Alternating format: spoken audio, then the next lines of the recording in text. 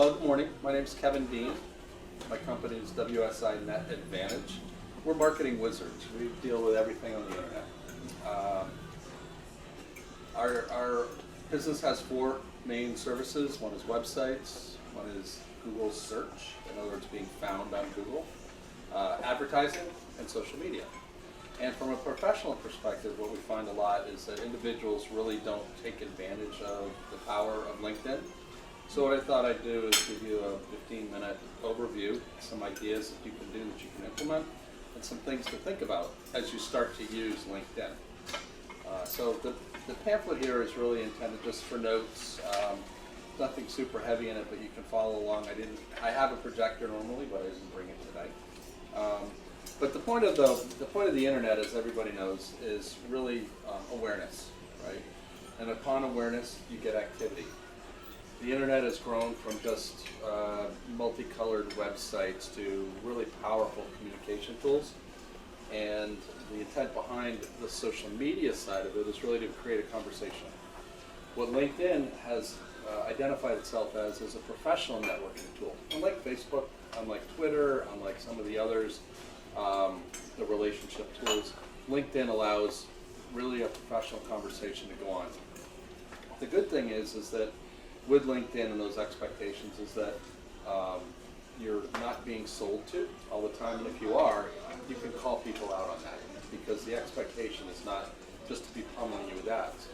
The problem is when people go into LinkedIn, they don't always understand that that is the premise behind it. It's relationship building. Similar to the community that you have here, we also use LinkedIn to be able to advance our branding, be able to communicate what we do, become an expert in our fields, and then reach out as far as lead generation. But it's like anything else. If we go to a Silicon Valley meeting and we introduce ourselves and we start to sell right away, people get turned off instantly. And honestly, it's one of the reasons why I stopped networking so much, because I was tired of being sold to every time after the handshake. And so LinkedIn is a great way to be able to establish your expertise, be able to provide information that people want, and create bonds on an individual level. So we call it social selling, and that's using social media to be able to sell. It's not like Facebook where they do advertising, or Facebook where you can continue to pummel people with all kinds of great offers and sales and buy online. The intent of social selling on LinkedIn is to build yourself as a brand. There's two types of branding that's performed on there. One is at the individual level and the other are company pages. But really LinkedIn is not intended to be the yellow pages of businesses. It's intended to be the white pages for people and to be able to establish your own beachhead there. The way that it leverages itself is that you provide information out on the web and you build what are called connections. These connections are people that ideally have something in common with you. Whether you could sell to them, you find them interesting, maybe they're thought leaders, but those are where your connections get built up. What I find is that there's a lot of people who have a large number of connections, and then when you are able to look at those connections, who they've connected with, they want to support them. They're people who are actually in that old style of networking that are trying to sell to you. And the value of those connections are poor. So anybody that gets to start on LinkedIn, you don't have to accept all the requests to connect that you receive, because the vast majority of them probably are not of a good mutual relationship.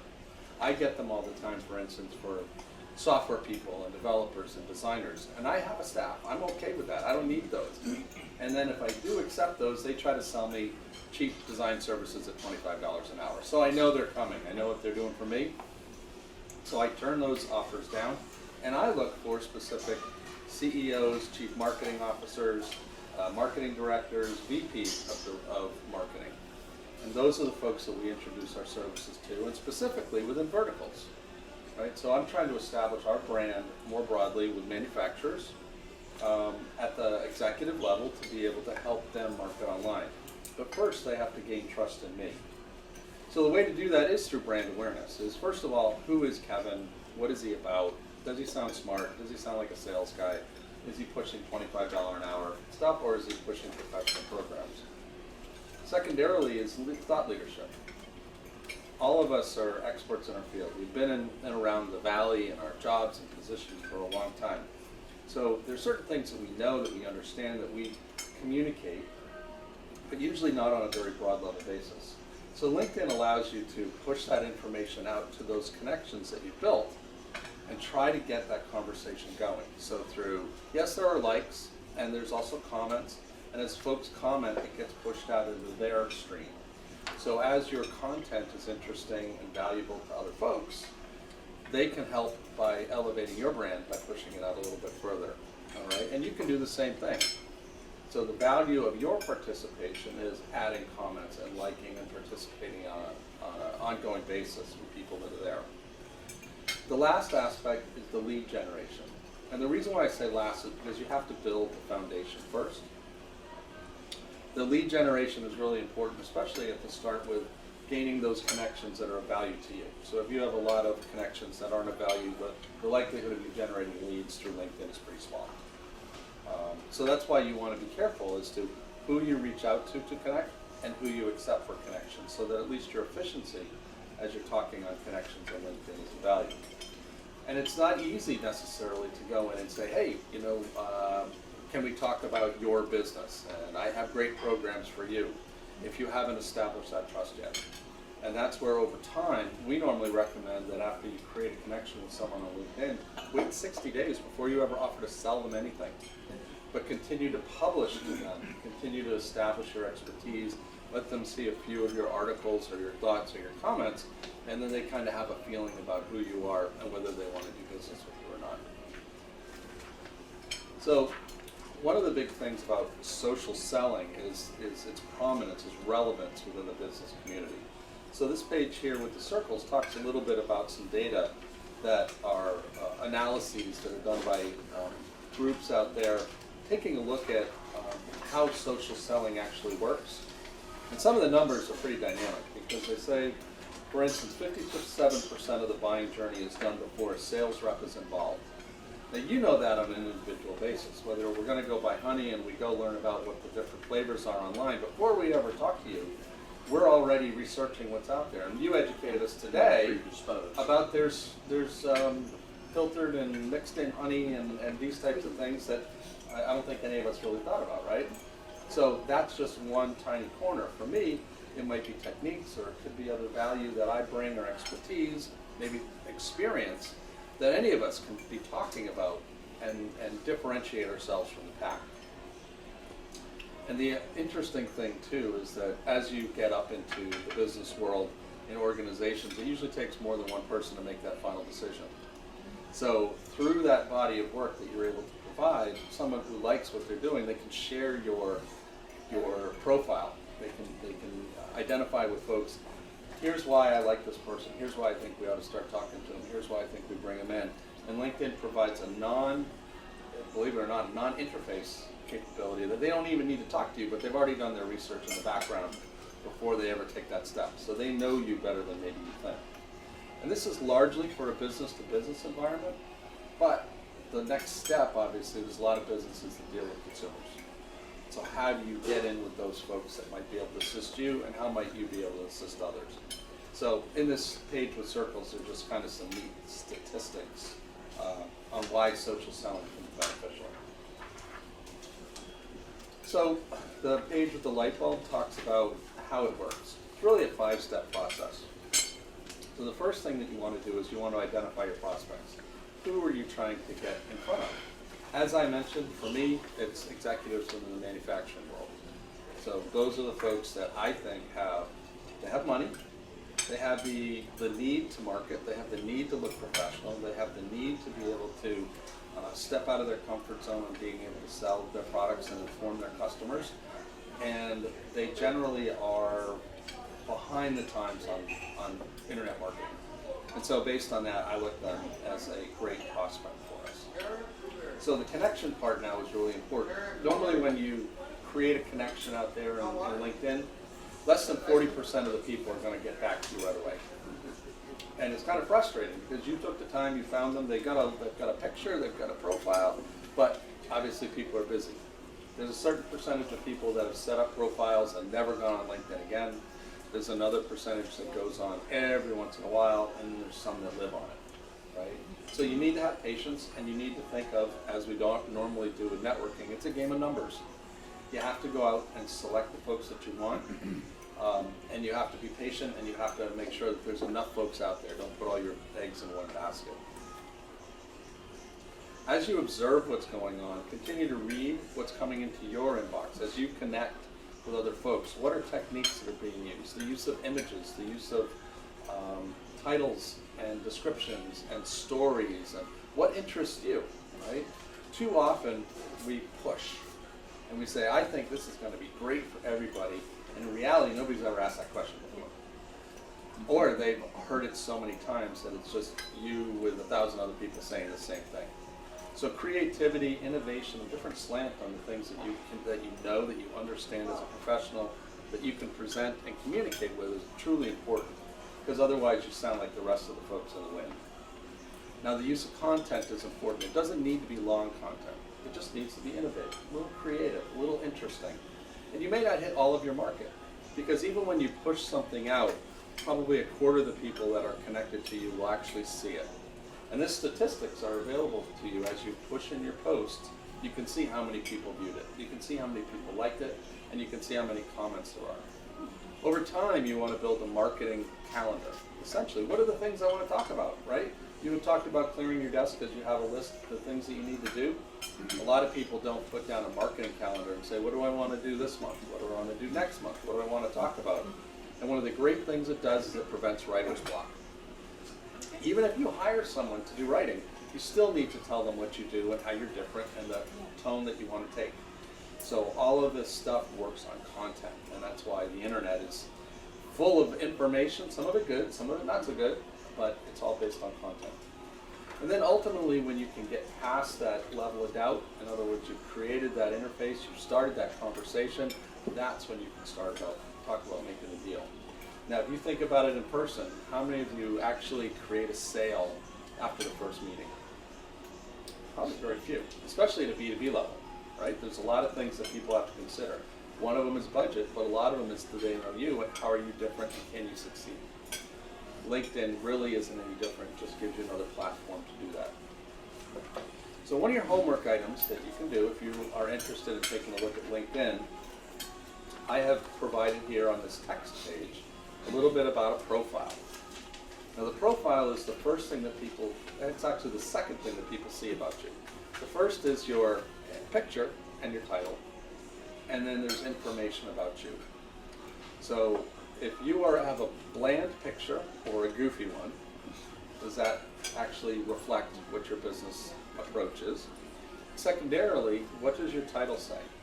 Now, if you just say Vice President of Finance, does that really bring out your stretches? Yes, that's your title, which you can bring in later as part of your job description.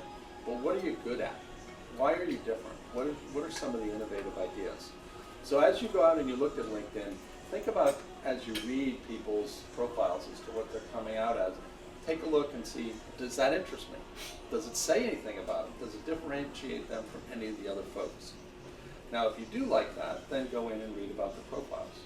Now, what I've given you here is a little bit of an organization that can help you organize, create a good flow, hit the high levels of interest early. Too often, even executives in large companies write their profiles like it's a job interview. And they say, oh, I'm good at this, and people say that I'm really likable, and these are vice presidents and CEOs. And in reality, you want to talk about who you serve, what your contributions are, and what value you are to your customers, right?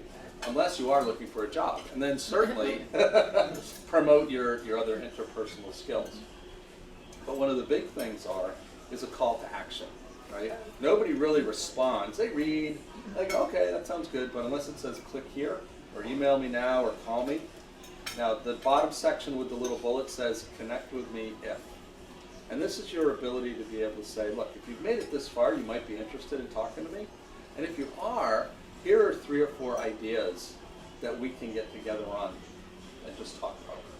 And that would be the differentiation factor for you. So this is just a neat little outline that we use. It's very different than what you'll see with a lot of folks, but it's organized for easy reading. People can find out about you quickly. Any questions so far? Okay. I do have I have a technical question on LinkedIn. Sure. Right now, half the time, I'll get messages, and I go into them, and I'm unable to respond. And there is no icon for sending a message back out. All I have is their predisposed 3 little choice words, and I'm not able to. I'd have to look at your account. I haven't seen that before. Yeah. So there And may I'm be a wondering, setting. Is there problems with Safari as a browser on LinkedIn? I wouldn't think that. I think LinkedIn is. I would think it's well fairly beyond. browser agnostic. Yeah. It could be a setting that you have that's within your profile or security. And it's not all the time. Okay. Some I can, and some I can't. Well, if you want, send me a screenshot of what you're seeing, and I'd be glad to take a look. And then we can do an online meeting if you like, and I'd be glad to take a look at your Absolutely. account. Yeah. Okay.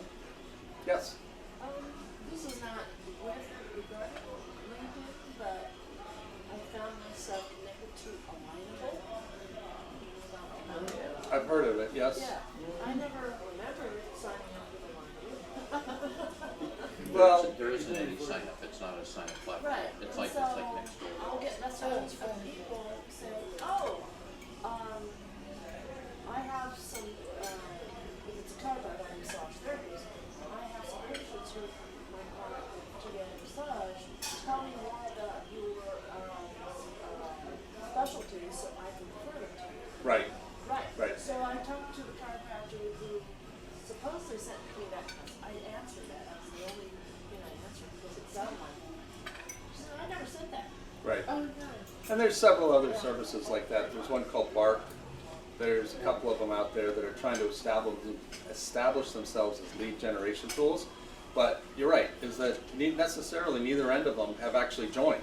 Right. But they pick you out of, you're on the internet somewhere, whether it's Google My Business or some sort of directory that you've signed up for, the yellow pages or white pages, and they connect somebody else that kind of looks the same way. And all they do is they bring in that database and they start that type of give and take. So it's like who twitches first, right? You twitched first, you signed or you responded, right? Now that gets you into that engine, but the other side of it may never have applied for it either. Right. So the thing is, she works in an office that I work at, so I asked her that. I didn't do that. Right, right. And I don't think that's honest. Well, it's probably Well, not. there's something else they do too. I'm in Sunnyvale, so they want to connect me with other people, and then I go and click, and that's out of your service area. Upgrade to be Exactly. able to connect with them. Exactly. Now, LinkedIn isn't perfect in comparison to these things, but it puts a lot of control in your hands. And when you get those items like from Alignable or Bark or something, you can delete them if that's not of interest. But from a lot of small businesses, some of those things are actually pretty good to test and maybe see if there's a way that you can create the interconnection. I've been doing this now 16, 17 years, and there is no silver bullet. There's no one single thing that's always a great lead generation tool. That's why we do so many. And I've tested ones like Bark or those and invested a little bit of money and find out that usually they don't work. But if you get one lead or 2 leads, or maybe it's a neat experience, you learn something about it. Maybe it's a tool that hasn't been taken advantage yet, hasn't been spammed yet, right? So you don't really know. Okay? Has anybody had Alignable got any budget? Say that again, Doug? Anybody had a good response from Alignable? Tracy Lee Davis is in Pop Social Media. She has. Yeah, I think there's certain specialties that it likely is amenable to, and then there's others where it's probably just a waste of time. But you gotta test it, you have to find out. I think some of those, when you sign up, they will ask you during the sign up process, would you be okay if we connect you Introduce, to yeah. everybody within the area, or everybody in the directory, or everybody Right. or something like that? So you don't necessarily notice that when you click on yes. When all of a sudden you send all these invitations out, when you actually did, you just didn't realize it. And some of them are tied to other businesses, and they combined as partners with other folks. And you're actually right; it could be a checkbox here, and when you download software, you never know. Yeah, and especially if you know the person who actually sent it to you, it's possible that they didn't uncheck the box that says, "Do you want to send connection to everybody you know?" Yeah. Yeah. Never let your contact list out. Yeah, like Never do that. I'll see somebody on Alignable and say, "Hey, But it got you started, and that was their goal. Yep. LinkedIn, this is under your control. So on this side it says the exercise, which is your social selling index. So at the bottom of it is kind of a long link that you can find. It's called, or you can look up in Google, just type in LinkedIn social selling index. And what it'll do is it'll take a look at your profile and it will give you a score. Now, the scores range from 0, if you've done nothing, but most of them aren't 0 if you put in a picture. -1? Up to maybe -1, sure. They may go, who are you? Up to about 85 or 90. Getting up above 90 is really hard, and it'll oscillate. But as you start to interact, and you do a couple posts, and then you go back to this, you'll see your number change. And so a good number is around 75. If you can get it up there, that's probably a pretty good number, because none of us have all day to spend on LinkedIn. But it's one way to be able to give you a pat on the back that says you're making progress, and an evaluation point. Now the 4 evaluation points are too tiny for me to read right now, but they generally have to do with the number of connections, the interactivity. Are you growing your participation? Have you made comments, right? So it's basically involvement with the social environment. And so once you get involved, this is a great way to say, am I doing it right? Right? You don't necessarily need to call Kevin. You can go and check your social selling index, and it'll give you some idea of participation. So does just liking somebody's article count for anything? Counts a little bit because you participated. Commenting counts like 5x. And the reason is, when you like it, you give feedback to the person who posted it. When you comment, it goes out on your platform. Because now you're telling other people that this is what interests me, and I'd like to inform my folks of someone else's post.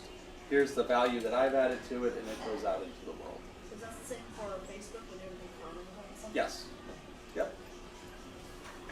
And then finally, what I often find that people have are trouble identifying who they should be talking to. They haven't really thought about it. And from small business perspective, understanding who your personas are very, very important. As a chiropractor, you might say, well, anybody with a back. Okay, well, that's kind of broad, right? And it doesn't allow you to target, right? So your point of the neck, it's a great because it pinpoints someone that you notice it. It's easy. You're not scanning the whole person. You're just saying, hey, they look like they're having trouble. I can recommend it to Christine. So in this one, the persona profile is 7 boxes. And what you're thinking about is people that you would like to work with and why. And so it asks these 7 questions. Is first of all, you're asking who is she or he, right? What is that person that you're looking for? It might be an executive. It might be a manufacturer. It could be an engineer. It could be a retired person. Now you ask for how they normally find you, right? So if you're normally finding through networking, then you've got to think on their wavelength as far as what are those conversations about? How do we actually approach them? What are those points of commonality that someone actually responds back rather than shakes your hand and wanders away? You want to understand your pain points. What problems are we solving? Doug talks about people with sore backs and having to get up and walk around, right? So you've got that inactivity. He knows what his target market is. He knows that they're folks that are using their office 8 to 10 to 12 hours a day and need to be comfortable and not just in pain the rest of the time. Then he's got to think about, well, what do you want to know? What do they need to understand? Now, part of it is the health benefits that we talk about. Part of it is posture. Part of it is how the seat actually works and supports you, and that even expensive seats may not be good. Why? Now, this is a guy who probably spends a lot of time in his chair. And as you start to trigger those things about it, now he becomes interested in Doug, and Doug's information now is of value to him. Now, it's not necessarily the buyer, but it may be an influencer.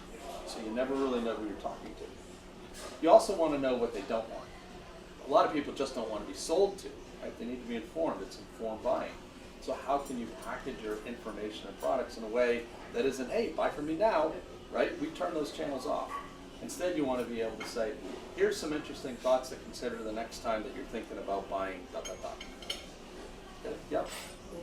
So I've spoken to and met people who's working with like LinkedIn consultants. And that tends to take a lot of the raw log numbers into part of their strategy. So they will first try to get people to get as many connections as they possibly can, and then they will just kind of do a blanket. This is who I am, this is what I do with short video. Are you interested in learning more? You know, anybody who's a come back with a no, then you, like there's a stage of this is what you send out. First email, second email, third email, fourth email, and essentially get people to eventually agree to a call or agree to meet or something like that. What is your impression though, is that about that general strategy, or do you think that that's something that you would recommend? Yeah, well, it's a normal lead qualifying strategy, right? So if you just give it one whack and you start to sort it out that way, you don't, like I said, is somewhere between 25 and 40% aren't going to see, or are going to read your first note, are going to be exposed to it. So you get 60% who never sees it. So if you instantly take them out of the loop, now you've taken that, get as many connections as you can and funneled it down. Now, I don't believe in the get as many connections as you can, because that's like shooting just in the air and hoping you hit something, right? That's where the understanding your persona, get the right ones that you can, spend time on that, and then focus on what are their needs, because your messages are much more succinct. They're more likely to be interested and respond. Normally for, like, let's say email marketing, the response rate is between 1% and 2%, right? For display advertising online, it's 0.05%. For search, it's 2 to 3 or 4%, right? Because now you're closer to someone types into the Google bar what they're interested in. So instead of, or maybe as well as supporting some of the other functions, is there may be an awareness. So if you take as many people as you can and shove something out there, that could be an awareness part, right? But that second part is really to get the ones that are most likely to be successful with you. You don't need 1 million customers. You need 10 of the right ones, right? So why create this giant funnel with most people who are not part of your potential customer base? Why not have a smaller funnel that's more highly focused and increase the chances of success? That's email, that's advertising, that's social media, same way. So that's why what happens is a lot of people are impressed by the numbers. I've got 2,000, 5,000, 10,000 connections. And you go look at them, they're in the Philippines or in Malaysia, they're never gonna be people for you. Do you know what the limit is? Like, is there a limit of how many connections? No limit. Okay. Because on Facebook there is. And in LinkedIn, for instance, especially if you're a thought leader, why would you want to limit that? So like the president of Microsoft, you know, he's got millions of connections. I think a lot of them do have a whole lot of followers. I don't know that you can, well, and that's my question. I don't think it's my Right. question. So, I mean, he's not going to reach out to me and try to sell to me, right?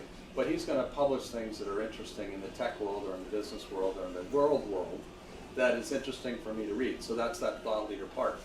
Now, on a smaller business side, if you were publishing those types of things, you'd establish yourself as an expert within a niche that people find interesting and valuable. And that's really what you're trying to do.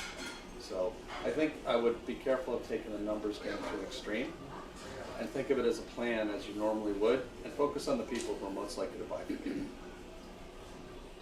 Does LinkedIn have any kind of a area that you can hit, or does it just go out on the internet, so everybody from Norway or Sweden or wherever? When I first started doing some advertising online, I kept getting people from South America wanting best. Yeah, sure, because all of them have dials to turn. It's just that from an advertising side, whether it's LinkedIn or Google or Facebook or whatever, you have to know how it's set up. Now these companies are more than willing to sell you advertising. They don't necessarily train you how to do it well. And that's really left a bad taste in a lot of people's mouth from an advertising perspective, because they didn't say, oh, I can limit the people that can see it. I can limit the countries, the cities, the zip codes. I can get down to my neighborhood. Holy cow, I didn't know that. Instead, you've been advertising in South America. They took your money and you didn't know, and you know that was the end of the deal. Can you limit in LinkedIn? Well, there's no reason in advertising, if you're going to advertise on LinkedIn, yes, because there's lots of dials to turn. But the way that you LinkedIn your own, or you limit your own LinkedIn, is who your connections are and where they're located. So that's where you go and you pick who's going to see your stuff. Too many people go out and they start posting things and they have 10 connections. It's their mom, it's their kids, their spouse, maybe people they work with. Nobody outside that circle sees anything they post. So growing that connection pool is really important, and that's why it's important to get the ones that you want on there. Okay? Okay. My name's Kevin Dean. My company's WSI Net Advantage. This is just one of the things that we do. Our target market for this, by the way, if you consider it outside of the group, is executives who maybe want to be thought leaders, individual contributors who are looking for consulting gigs and things like that, salespeople who are always used to sell, and they haven't learned the art of social selling and informing before they actually go into an account. And engineers sometimes as well, who are looking to establish a technical base and trying to find the right people, legal, manufacturing, development. Thank you very much. Okay, well, thank you.